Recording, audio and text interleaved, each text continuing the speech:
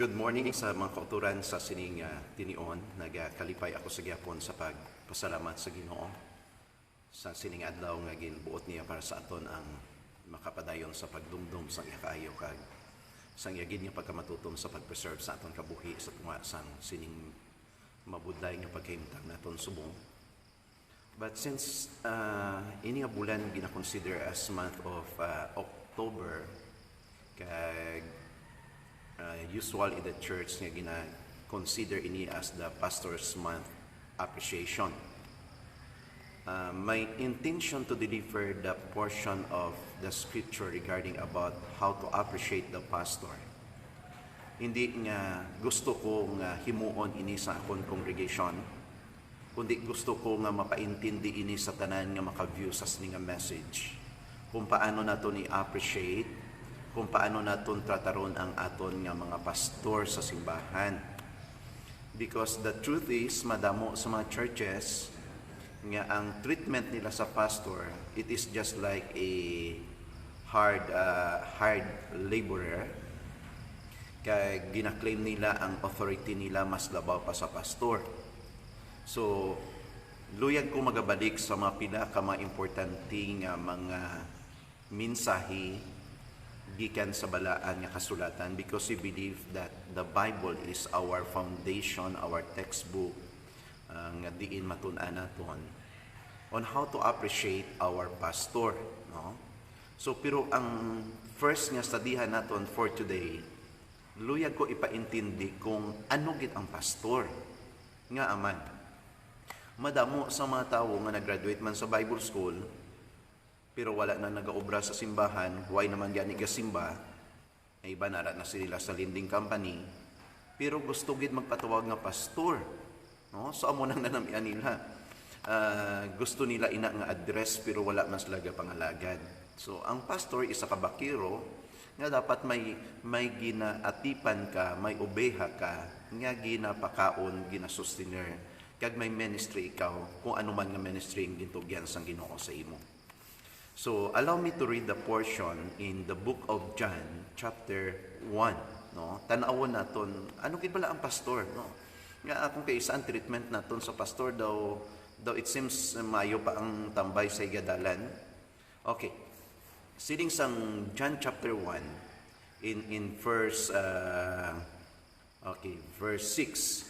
There came a man who was sent from God. His name was John. He came as a witness to testify concerning that light, so that through him all men might believe. He himself was not the light. He came only as a witness to the light. Now, so, ang pinaka-main intention ko utod sa pagtandog sa sining nga teksto, kay gusto ko nga i-inculcate sa mind mo kung ano ang ginatawag nga pastor. No? So tan-awon tani kay ang konsepto naton kung kay isa abi naton kita lang nga mga membro ang dapat magkaon, dapat mabuhi, dapat mag-enjoy. Ang pastor kinahanglanon nga Bible lang. Amo lang na mga konsepto nga hindi maayo. Now, so as part of our devotion sa sining nga aga, in verse 6 sa Bible, there came a man who was sent from God. So, sino ang pastor? Ano ang pastor? Why we need to appreciate our pastor? Why nga kinanglanon naton man sila nga mapabatsyag kung paano naton sila ginpalangga? Utod ang pinaka-subok nga madumduman naton, nga kung ang bata mo maalam anong hambal naton, ay to madoktor ka, ay to ma-engineer ka, ay to ma-architect ka, ma-pilot ka, tanan-tanan nga pinakanami nga kurso. Pagdabot sa isa sang bata mo nga siguro hindi man siya amo ginaka mentally very alert or wise or masing naton maalam, sing sa iba niya, ikaw yato kay do pigado ka man, yang imuon mo to, amo na lang niyo, mapastor ka na lang, no? Mapastor ka na lang. No, amo nang ang konsepto sa ibang nga parents. Now, Kung ang bata mo hindi maalam, nagdoktor, tandaan mo ni siya, damo pasyente mapatay. Kung ang bata mo hindi maalam, ginpa-attorney mo, damo sang kliyente mapriso. Kung ang bata mo hindi maalam, ginpakuha mo engineer or architect, damo sang building nga magkalaguba. Kung ang bata mo kay hindi maalam, ginpurso mo nga mapastor siya, ang masiling ko lang kay hindi siya maalam, damo kalag ang mapaimpyerno. Amo na aluyag ko ipagwa kay ibutang sa panguna-una naton why we appreciate our pastor and we uphold them through prayers. Utod antista isa-isahon sini ang pamangkot. Nagapangamuyo ka man sa pastor mo o kung nagapangliba ka sa pastor mo. Nagapabatyag ka sang support nga pagpalangga mo o nanamian ka nga manginsawsawan siya sang kutsukotso nyo. Ang iya familia, ang iya kabataan. Ano ka nga klase sang congregation nga ara sa inyo simbahan, kag ang pamangkot amoni, kung ang tanan nga congregation pariyo sa imo, ano ang kabuhi sa simbahan mo, kag ang experience sa mga pastor mo? Try to reflect. Binagbinagas ka o galingon mo. Kung ang tanan nga membro pariyo sa imo, ano ang klase sa simbahan nga ara sa imo? Ang point ko amoni, if you truly love your pastor and you are a member of the church, ngang imo ya tagipusoon is to support your pastor through prayers and your church. Kaya ang tanan nga congregation pareho sa imo, wow, pinakanami ang simbahan. You know what? There was a story, a painful story actually nga nabasahan ko ni kung ano gid man ni siya katuon. Nga may isa ka pastor, nga gin-invite siya sang iyang member, nga mag-dinner. Since nga ang pamilya may kwarta, ang inyong pastor, medyo hesitant siya, pero lipay siya because very rare nga ang members nag-invitar sa pastor nila nga magkaon sa ilabalay. Nga aman ipan nga mataong consider nila ang pastor kabugatan na, no? So ang natabo amo ni, ginpreparahan nilang pastor sa pagkaon, gintreat nila nga maayo, and then ang natabo, tapos kaon sa pastor, ang ginhimo sa pastor, kinuha iya ang kutsara. Balo ka muna siplatan sang pastor sa kilid sang lamisa, sa dalom sang lamisa, may Bible. Ang ginhimo sang pastor, gindasok ya didto sa Bible ang kutsara. Nagpauli ang pastor, siling sa mag-asawa, nga di na tong kutsara ang gamit ni pastor. So every day, ang ginadumdum nila, grabe si pastor, kinuha yung ganyang kutsara. Every day, ang parts ng ilang conversation, istorya adalas ang ilang mga kabataan sa lamisa mo, si pastor hindi tanagid pag-invitahon, di kay kabudlay, ginakuha iyang kutsara. You know what? 1 year nga gossip, 1 year nga hindi maayong treatment nila sa pastor, para sa ilang pastor hindi masaligan. 1 year. Imagine na nga 1 year wala nila ginabugnong pastor nila, kay para sa ilang pastor nila, nagkuha sa kutsara nila. So, it so happened nga nagsukat ang ina nga tinion, kag hindi na gid nila makontrolar ang ila tagipusoon, kay 1 year na mo, konfrontahon tani si pastor, bahala ma-offend siya. So, nagkadto ang mag-asawa, ka nagsiling pastor, 1 year na nadumduman mo nga gin-invitar ka namon sa itong magkaon sa balay, di nga pastor huo. Nga pastor, gusto lang gid namon iklaro ha. Sa pagkaon mo sa balay, ang pamangkot namon diin mo ang kutsara. Ang ginhimo sang pastor, nagkadlaw siya sa mag-asawa.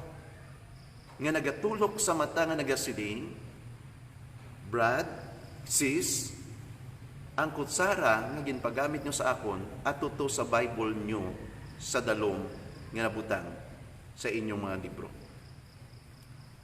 Sang nabatian sang bana, sa nabatian sang asawa, naglain ang ila aura nga may grabe silang kauya, kay dito nila na-realisar that for 1 year since nga ang pastor invite nila dinner sa ila puluyan, meaning to say 1 year wala katilaw bukad ang ila Biblia.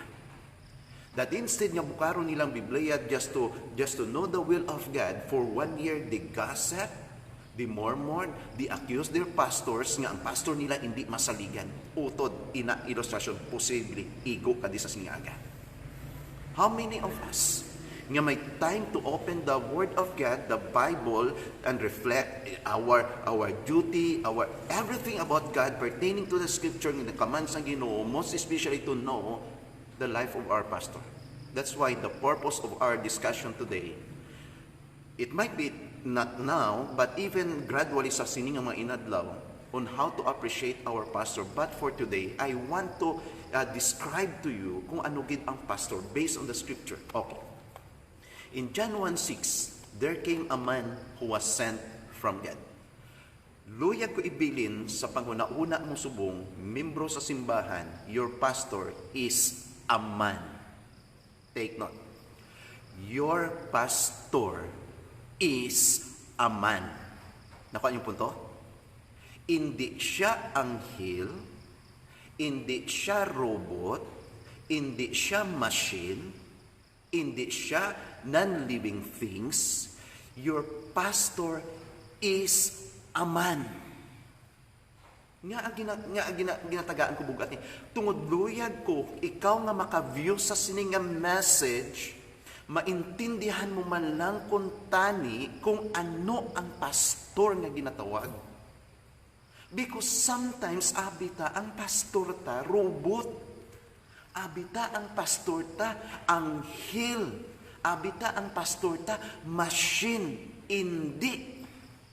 Ang pastor mo sa simbahan mo, nga i-appreciate mo, nga respetahon mo, nga palanggaon mo, tungod tao na siya, paryo mo. Gusto mo magkaon sa manami nga pagkaon? Gusto mo mangin malipayon? Amo man ang balatyagon sang pastor. Gusto mo may nami nga gadget? Gusto ya man na. Gusto mo may salakyan? Gusto ya man na. Nga, hindi man na sa anghel. Tawo na siya. Ginagutom ina siya utod. Ginakapoy ina sa utod.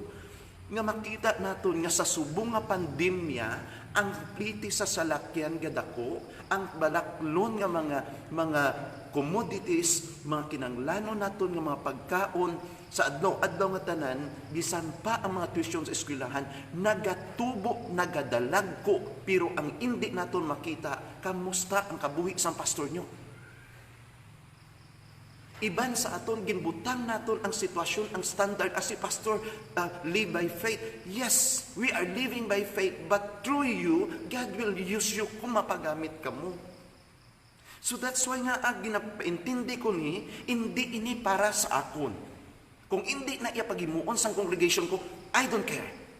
But luyag ko i-deliver ini nga message sa tanan nga makadambot sa sining nga message, kung diin ka man, kung friends kita sa sining nga FB, ang masiling ko lang, while nag-view ka sa sining nga message, if you are a believer, always remember your pastor is a man.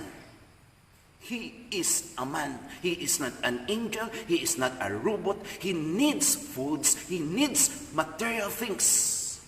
And even time of your comfort.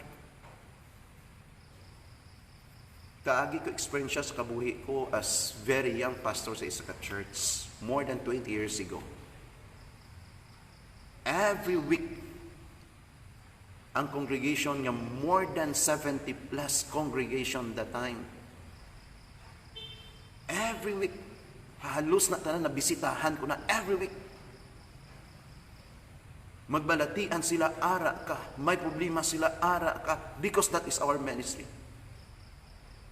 But one time nga nagmasakit ko nga sa sulod sang pila ka adlaw, wala isa sa congregation nga nakaduaw sa parsonage ko.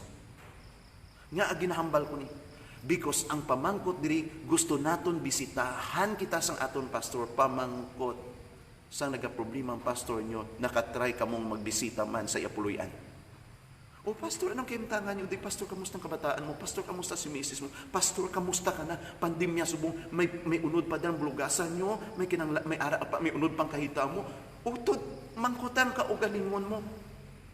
Or base kung kamo nga mga grupo sa mga young people, sa mga young prophet, again, blessed na sang Ginoo through the ministry of God, every time na may outing ka mo, ang topic ninyo permit, ang inyo pastor, kang inyong pamilya. Utod mahuya ka, singganon ta ka, pakamalauton ka sa Ginoo, kuha mo ng himuon mo. So luyag ko ibilin sa imo, why you treated well your pastor, and you respect them, and you honor them, and you appreciate them, Because just like you, we pastors, we are men of God. Tao lang kami. May mga time nga ginakapoy kami. There are times nga nagaka-discourage kami, hindi sa ministry, kundi sa attitude sa congregation. There are times may mga problems kami outside sa ministry. There are times may mga family problem kami nga hindi nyo na naintindihan. Pero ang pagtulog nyo sa amon, daw wala kami yan nagabatsyag sina. So siling ni John, siling ni Jesus Christ, siling ni John in verse 6, there came a man. Always remember your pastor is a man. So support them, love them. Kay basi iban sa aton mga pastor na may plano na nga mag-quit. Iban sa aton mga pastors, tuod-tuod lang gid, waay kuya kabalos ang madalom nila nga mga rason, kay may ara man na sila nga mga justification, waay na sila sa simbahan, pero ara sila sa mga lending company. Nga pastor, arda sila. Basi ko ng sweldo sang pastor nyo sa subong nga panag-on, 5,000, may 3 sa kabata ang ginapa-eskwela. Ano nang 5,000? Basi sa nagkakatabo subong, nga sang una ang plite sa sang motor, nga ginasakyan niya sinapakadto sa gwa, o masing naton 70 pesos, basi subong 25 pesos na, na-notice nyo na mga utod. Be sensitive to the needs of your pastor. Saan ang katapusan nga adlaw nga ang pastor nyo? Saan ang katapusan nga tuig nga ang pastor nyo gin-increasean nyo sang iasweldo? Dapat nangin-sensitive kita nga ang tag sa ka mga balaklo nagataas, ang transportation nagasaka, ang tanan nga mga expenses nagasaka, pero ang needs ng pastor, the salary of the pastor, the honorarium of the pastor, still the same 10 years ago. Utod tanawa, be sensitive. Kung makita naton nga every time nga may ginatawag naton teachers appreciation, imagine na bala utod, ipakita ko. Sa eskwelahan, mag-eskwelahan kabataan, may ginatawag nga teachers appreciation, no? Labi na gid sa mga preparatory or sa grade 1. Imagine mo, nga kung may ara dira 30 ka bata, ang maestra, ang iababa sinido hindi magkipot sa ngisi nga. Sa 30 ka bata, imagine mo nga may 30 ka bulak, may 30 ka chocolate, may 30 ka. Anything kung ano dira nga ginadala sa kabata sa ginikanan. A matter of 1 semester, a matter of 1 year, nga ina ang kabataan under sa kustodiya kag sa pagtudlo sa sina nga maestra or maestro. You know the point? You know my point. Why? Because gusto ta magpa-impress sa teacher. Nami bulatyagon ka sa teacher. Hindi sa kakuan magdala sang roses, sa mga Toblerone, sa tanan-tanan nga mga something again percent sa kabataan. Utod sa sini nga Pastor's Month's Appreciation, or pila na ka mga tinuig ng diligan. Kadumdum ka na sa pastor mo, wala ka na namian nga ang pastor mo, gin-appreciate mo, gin-bless mo. Kag hindi ka na namian nga pagkapyot sang pastor sang kamot mo, ang iya mata nagatulok sa mata mo, kag nagatulok sa kamot mo, nagasiling, wala ako sa mabalik sa imo, but my prayer, the Lord will bless you. Because that was the promise of God to Abraham in the book of Genesis chapter 12, when God made a promise to Abraham, and I believe that. He said to Abraham, I will bless you. Abraham, I will bless you, and I will bless those who bless you. Your pastor is a man blessed by God, and anybody who want to bless your pastor in return, the Lord will bless you. That's why, church, this is very important. Nga dapat naton maintindihan. So a pastor is a man. Number 2, he is not an ordinary man. A pastor is not an ordinary man. Hindi ta siya pa i-categorize sa, ay, mas maayo pa tong engineer, ay, mas maayo pa tong tanan nga mga maayo gusto naton i-compare sa iya. Hindi na siya ordinaryo. Hindi na sa ordinaryo. Because according to the Bible, in the book of Jeremiah, saying sang God, before I formed you in your mother's womb, I choose you. Ang imo pastor, antes pa na siya nabunag sa tiyan sang iya iloy, gikan sa iya iloy, ginpili na siya sang Ginoo nga mangin pastor mo sa simbahan mo subo. He is not an ordinary man because in the book of Haggai, your pastor known as the signet ring of God. That is very important. Siling ni King Solomon in the book of Proverbs, he is not an ordinary man because he is the apple of God's eye. He is a very favorite person. So that's why I appreciate him and honor him. So your pastor is a man. Your pastor is not an ordinary man because before he was born, he was chosen by God, anointed by God, nga maga dala sang minsay para sa imo, kag para sa imo pugos nga panimalay. Number 3, siling ni John, there came a man who was sent from God. His name was John. Your pastor, number 1, he is a man. He is not an angel. He is not a machine. He is not a robot. He is a man, an ordinary man. But take note, second, since he is a man, but he is not an ordinary man. Remember Jeremiah, before I formed you in your mother's womb, I choose you.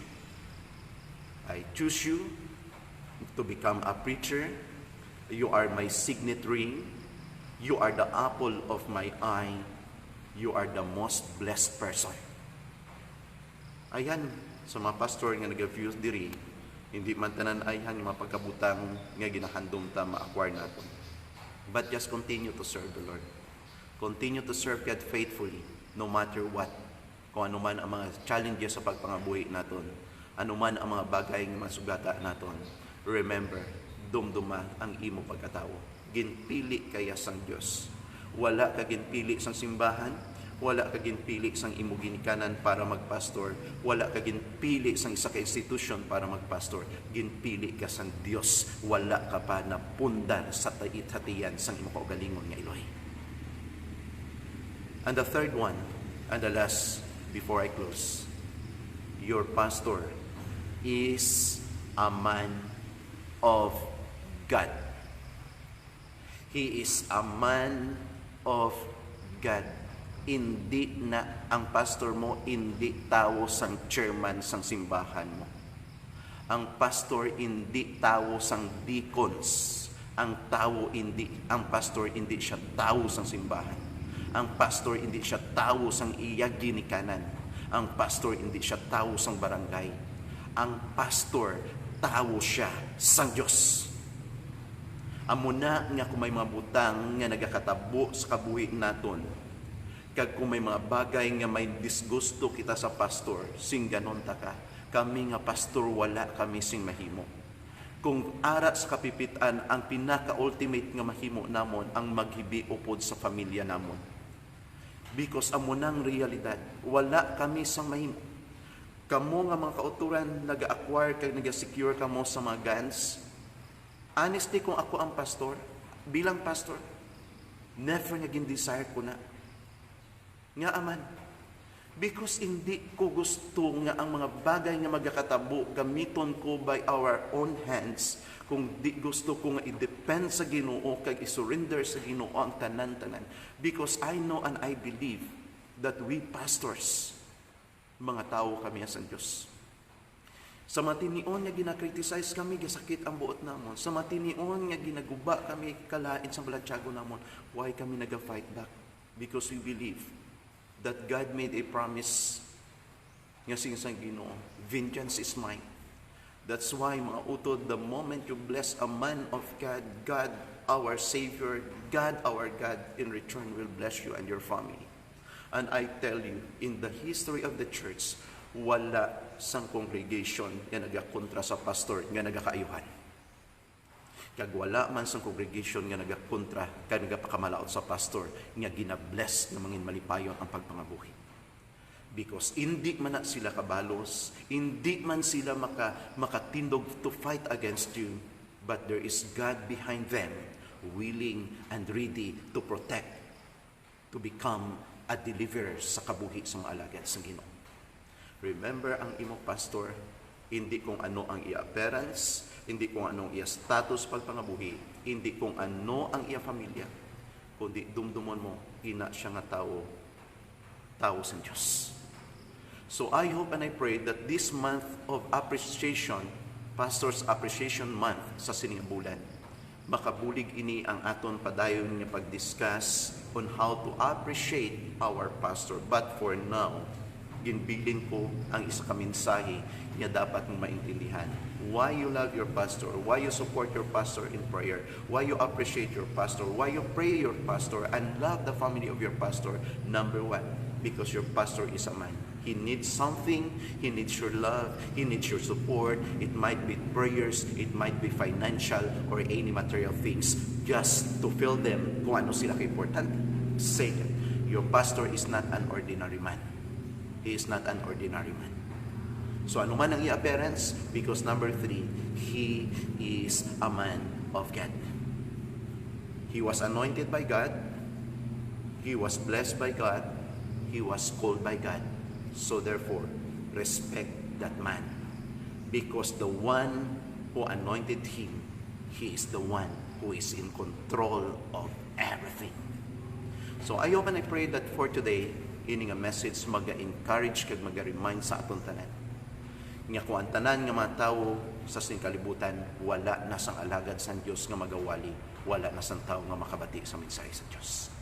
So I hope and I pray nga magapadayon kita sa pagpangalagad, nga mangin malipayon kag magmatutom sa pagpangalagad sa Ginoo together with our pastor. So strengthen sa iyong faith, and I hope and I pray nga hindi ka mangin problema sa iyong pastor, kundi mangin blessing ka sa kabuhi sa iyong pastor. Pamangkot, are you a blessing? Nagapangamuyo ka bala para sa ila. Sing ganon ta ka. The more you bless your pastor, I tell you, hindi ka malipatan sa pastor mo pangamuyuan pa niya. Nga, because the Lord nag-work sa kabuhi mo to be a channel of blessing, that this man of God will receive and enjoy the blessing through you. Therefore, He will mention your name, He will pray for you, He will pray for your family, because He knew that you are God's instrument of blessing the man of God. So thank you very much, and before we close, let us pray. Lord God, salamat gid sa sininga aga, sa sininga reflection, salamat sa mga utod nga nag-view sini. Bisan pa sa mga utod namon yung pastor sa ihan, may mga balatyagon sa discouragement, willing and ready to quit in the ministry. But remind them, Lord, nga anuman ang amon mangin experience siya kakabudlayan, ang imo mapulong nagahambal in the book of Romans chapter 8:10, that the present sufferings are not worth compared to the future glory that will be revealed in us. Bless the congregation, all those friends, all believers nga maka-view sa inyong message, nga makabulig ini sa ila nga maintindihan nila why they love their pastor, appreciate their pastor, because their pastor is a man just like them. He is not an ordinary man.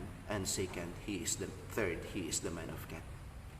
So Lord, salamat gid kay I hope nga ini nga message makabulig sa balatyagon sa mga pastors kasubong ko, kag maka-enlighten sa panguna-una sa congregation sa mga simbahan nga ginapangalagaran namon nga maka-view sa sininga message. So Lord, thank you so much. I honor you. I bring back the glory that belongs to you in Jesus' name. Amen. Again, thank you very much. The Lord continue to bless us. If this message nagdala sa blessing kag nag-enlighten sa imo, don't forget to share this message, because your members, your congregation, it might be hindi man sila akon kilala, no? So kung ikaw nga pastor, wala ka sang courage sa pagtouch sini, then use this live message nga ma-share sa imo wall, agod nga ang makauturan, maka-view sini kag maka-reflect, in order nga ini nga blessing nga nabaton mo in return. Your congregation will bless you also, because maintindihan nila nga ikaw isa lang katawo, ikaw hindi ordinaryo nga tao, tungod anak kag tao ka sa Dios. So thank you, and the Lord continue to bless us. Again, to God be the glory.